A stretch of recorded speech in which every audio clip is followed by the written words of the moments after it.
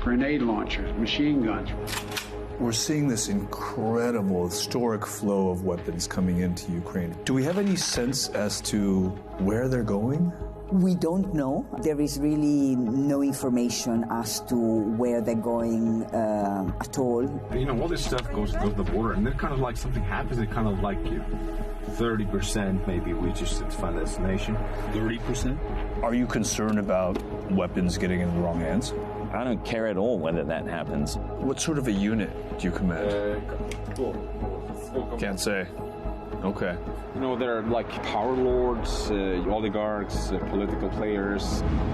One of the biggest targets are convoys like this transporting weapons. Там был поезд, мы ехали, только что въебались туда, прямо в поезд. За деревьями. Вот там Орлан идет. Europeans had come to believe that that project of integration had effectively meant the banishment of armed force. All of a sudden, not far from the borders of the EU, was the most significant war since World War II.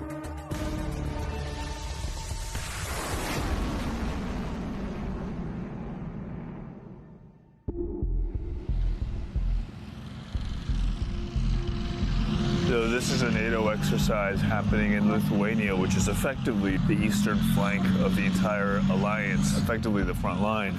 And exercises like this have been happening for quite some time, but have taken on much greater urgency. Outside the borders of Ukraine, NATO countries are on alert as they strike a fragile balance between providing support to Ukraine and preventing a full-scale war between Russia and NATO. My intent for today is twofold. First, to see the successful integration of the German reinforcement troops we sent in March, based on the, of course, war in Ukraine. For me, it's absolutely clear Germany will remain committed, not only in the EFP business, but also in NATO. This admittedly feels like a little bit of a dog and pony show, almost like an open house or a showcase of all the weapons that are being purchased and sent into Ukraine. I think that we're arguably at the most dangerous point since the Cuban Missile Crisis. NATO is not directly at war with Russia, but a nuclear-armed Russia is at war with a NATO-armed Ukraine. And it's conceivable that that war could widen. We don't know. But this is a hot war, not a cold war. And that's why it makes it so dangerous. Ukraine and Russia have been at war since 2014, when Russia occupied Crimea, and Russia-backed separatists occupied the Donbas region of Ukraine.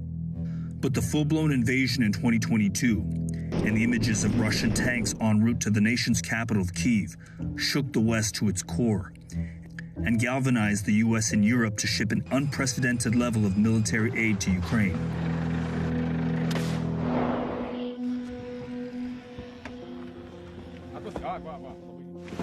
Yeah.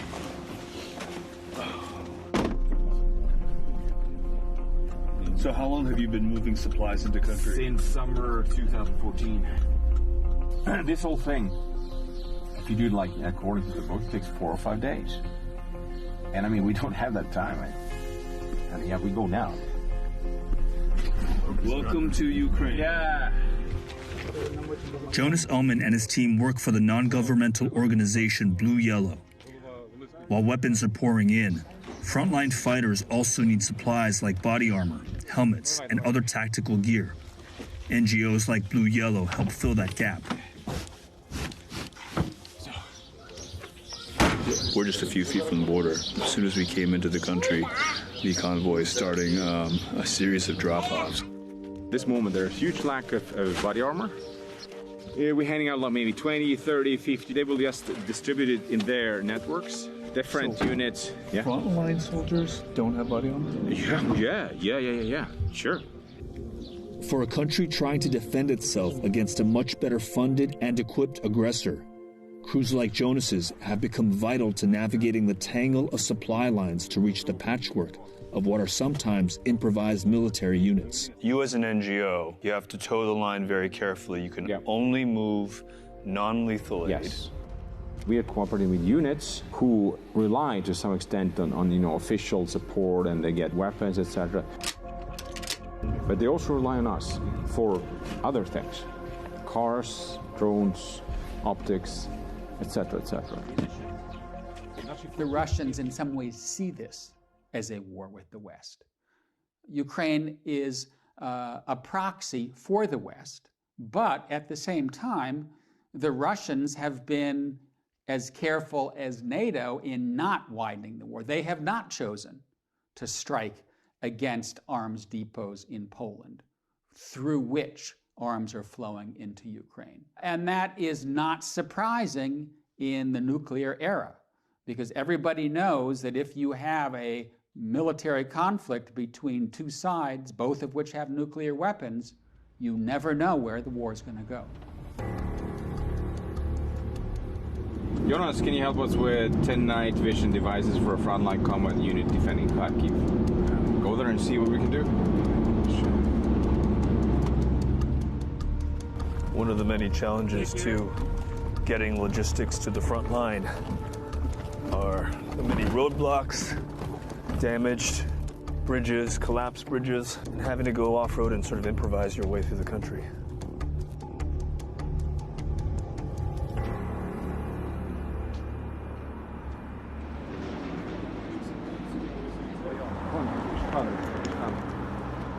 Короче, вот для тебя, Стёза, что там есть. This woman, who asked that her name be withheld, is part of a network of civilian volunteers who are aiding in the war effort and act as links between groups like Jonas's and local soldiers. Коллиматоры есть. Да, коллиматоры давай. А планок Пикатини нету? Ну давай коллиматоры пусть ищут планки, потому что просят для ближнего боя. How critical are these supplies? Від цієї допомоги залежить життя наших бійців, тому що вони, коли працюють тепловізором, вони вночі бачать цілі, вони бачать супротивника. Коли працюють квадрокоптери, вони бачать місце розташування противника, вони бачать, скільки зброї, яка зброя готується до наступу. Тому це, від цього залежить життя. In addition to go-betweens, Jonas also delivers directly to armed units requesting supplemental aid.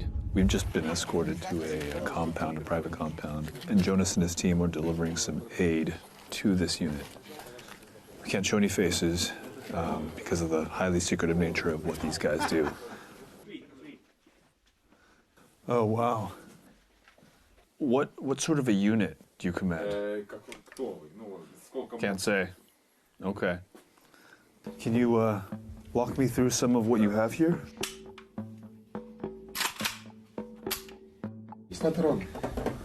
And then what do you have over here? Что-то такое?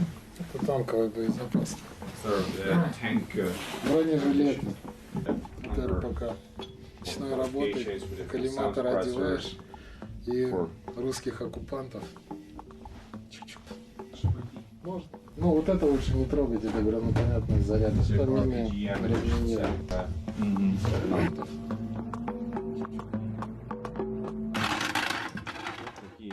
You're having to rely on groups like Jonas's to get some of the non-lethal aid? Есть форма, есть автомат, есть пушки, снаряды и так далее. Но, допустим, есть автомат. Вот к нему нужен коллиматор, прицел, к нему нужен лазерный целеуказатель. Это все БЛИАЛ. In a war where essentially all able-bodied Ukrainian men under 60 join the fight, weapons and supplies are making their way to almost anyone willing and able to use them. This is a war that has tapped into a lot of emotions. And that's why you have Americans, Europeans, others who are joining the fight. Many of them are ex-military. And so you have to show a certain amount of respect for those people who are volunteering, they're putting their lives at risk to help Ukraine defend its own freedom and sovereignty. Is there a downside to this? Yes, because once you get these paramilitary units, it's a more dangerous world where governments don't have control of what's happening on the battlefield.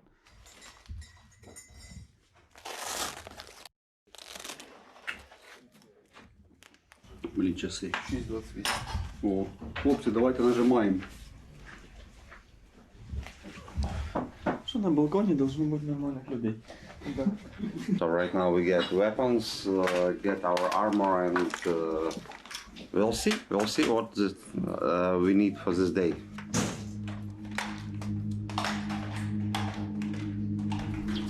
This commander, known as the Greek, and his unit of former civilian and paramilitary fighters will escort Jonas and his crew to the front line. His unit has the firepower to defend the convoy should they encounter ground forces. Работает нормально. Да, заработает, да. Я знаю. Все працює, все відробляю. Да. Нищить москалів. Before the convoy gets underway, they rendezvous with another crew to combine supplies headed to the front line. As we follow supply lines, both non-lethal aid and lethal aid, they kind of converge here very, very close to the front. You know, this unit gets most of its non-lethal aid from Jonas and his team, and what we're seeing is all this non-lethal aid sitting right atop some of the most effective weapons of this war. Це наше озброєння, яке прийшло з заходу. Це те, що передали джевеліни.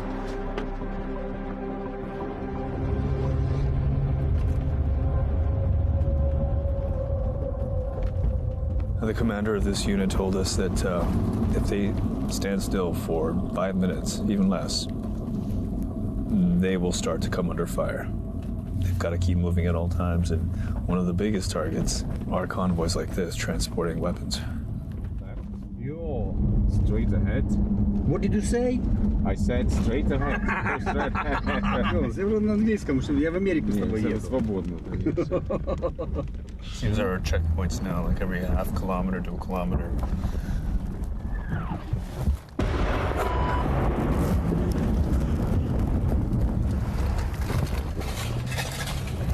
Wow, that was close. Как-то увидели нас. Понял, друже? Вот там блокпост, где мы ехали, только что въебали туда, прямо в пост. Actually see the artillery. Блядь. Чола, надо розсипатися по посадці. Я понял. Найдіть десничку, сховайтеся. Ось там Орлан йде. Out to the trees.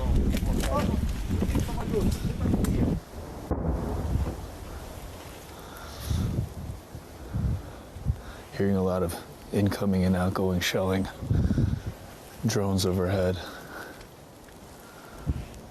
This isn't much cover, but it's kind of all we got here. Тільки що ми їхали, в небі був Орлан. Вони побачили точку, де ми знаходимося, побачили перехрестя, де зупиняються. І туди відпрацювали артилерію. Слава Богу, що не попали. Ми проїхали далі. Остальна наша група поїхала вперед, і там їх теж обстріляли. Вони вернулись назад, їх опять обстріляли, вони пробили колесо. Зараз він висить, ми його зараз не бачимо. Шум, його не чути. Нам треба такі прибори, які показують, де летить БПЛА. Unable to move any further and out of sight of Russian drones, both the Greek and Jonas pull back without delivering their supplies. We had been traveling in a convoy of 4 earlier when we encountered the shelling. We have to assume that the Russian drones had eyes on all 4.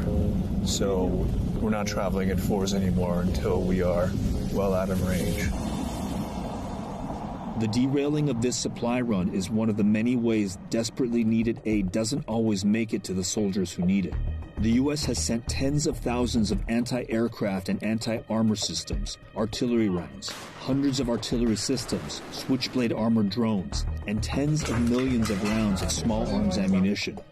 But in a conflict where front lines are scattered and conditions change without warning, not all of those supplies reach their destination. Some also reported weapons are being hoarded, or worse, fear that they are disappearing into the black market, an industry that has thrived under corruption in post-Soviet Ukraine. Anybody want to refill here? More? More, yeah, some more. That's for me? Okay, cool. Parodyk savo traumas, kur apkasuose. Buvo rakom ir kaip, žinai. Jo, įkylima apkasuose, 10 kilų šliaužia, žinai. So you're cutting through bureaucracy, you're cutting through corruption. We're going around it. I mean, that's like, we are masters of, going around. And what is the corruption? Is it like playing favorites? Is it? There are like power lords, oligarchs, political players. The system itself is we are the armed forces of Ukraine. So if the security forces want to, the Americans gave to us, so you've got to figure it out. And it's like, it's kind of like power games all day long, basically. Yeah. And so eventually people, they need the stuff or they are being used, so they go to us. Kur ta žuvį, blėt, įmetė? You're going to see one of the elite drone teams in Ukraine. And they requested something from you? They requested a drone to the fair amount of $200,000, and we bought it for them. And there it is. I see it. Nice. It's great. Mission successfully uploaded. Modern drones have proven to be the most successful tool in breaking frontline stalemates. We have to adapt to that wind. Yes. So a former German soldier who asked to stay anonymous is instructing the unit. How transformational have drones been for Ukraine?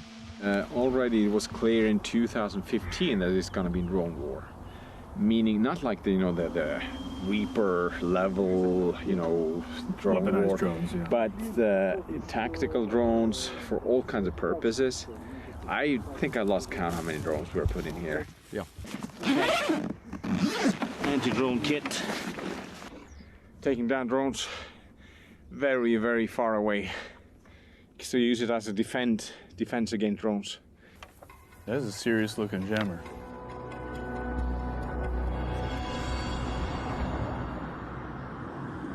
If you provide supplies or logistics pipeline, you've got to be able, there's got to be some organization to it, right? The surprise isn't that, all this stuff isn't getting there. The surprise is that people actually expected it to.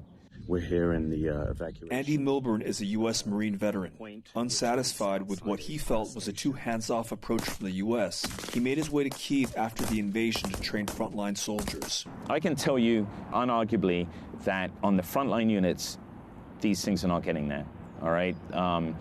Drones, switchblades, IFACs, they're not, all right? Body armor, helmets, you name it. Is it safe to characterize this as a little bit of a black hole? I suppose if you don't have visibility of where this stuff is going, and if you're asking that question, then it would appear that it's a black hole, yeah. Are you concerned about weapons getting into the wrong hands? I don't care at all whether that happens. Of course it's going to happen. It happens in any... I mean, if you don't have guys here supervising the pipeline, but that's not my biggest concern. My biggest concern right now is that the guys who need to kill Russians with those weapons get those weapons. We're seeing this incredible, historic flow of weapons coming into Ukraine from the West, from the U.S. and NATO countries. Do we have any sense as to where they're going? We don't know. There is really no information as to where they're going at all. What is more worrying is that at least some of the countries that are sending weapons do not seem to think that it is their responsibility to put in place a very robust oversight mechanism to ensure that they know how they're being used today, but also how they might and will be used tomorrow. Is it appropriate for us to be asking these questions in a state of emergency? You have a country that has been invaded by a larger neighboring force. Whatever it takes to survive seems to be the name of the game. It's not just that it is appropriate to ask those questions, it is absolutely necessary to ask those questions, because if we look back, we have so many different examples in Afghanistan and Libya, Iraq, and the situations where weapons that are meant for one purpose at a particular time end up going elsewhere, being used for other purposes. When ISIS took over Mosul in 2014, they came into possession of large amounts of new sophisticated weapons that US forces had left for the Iraqi forces. But, Iraqi forces lost control of the city, ran away, and all that fell into the hands of ISIS. During a Department of Defense briefing in July 2022, a senior military official said that the U.S. is not tracking weapons, but are confident military aid is being used to combat Russian forces. And on July 19th, it was reported that Ukraine created a temporary special commission to track the flow of weapons into the country.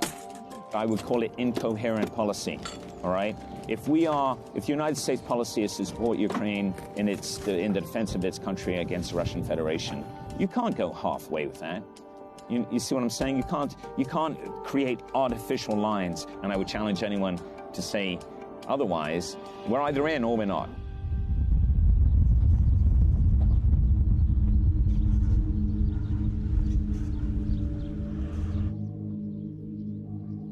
We're now in the heart of the Donbas region, which is the most heavily contested part of Ukraine. And following the convoy here is particularly unnerving because they've been asking for anti-drone equipment, which tells you that there are drones in the sky. Clearly within artillery range as well. So we probably shouldn't stay here for any longer than we need to.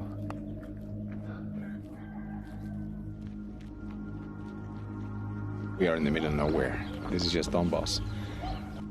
Who the f does such a thing? It's just, it makes no sense whatsoever. One of the big questions moving forward is, will there be a long-running Ukrainian insurgency in areas held by the Russians? And I think the answer to that is probably yes. But it depends what territories the Russians hold, how many of the Ukrainians that are in those territories stay. But you could still see partisans, Ukrainian units of one sort or another, infiltrating across the border into Russia-occupied territories to make any continuing Russian occupation costly and bloody. As we fuel Ukraine with so much of this, isn't there a danger that we're just creating the next insurgency, the next failed state? That's one of the reasons we have to win the war. I mean, if we lose the war, if we have this kind of gray zone, semi-failed state scenario or something like that, that's why we got to win. If you do this, you funnel lots of lethal resource into place and lose. Then you will have to face the consequences.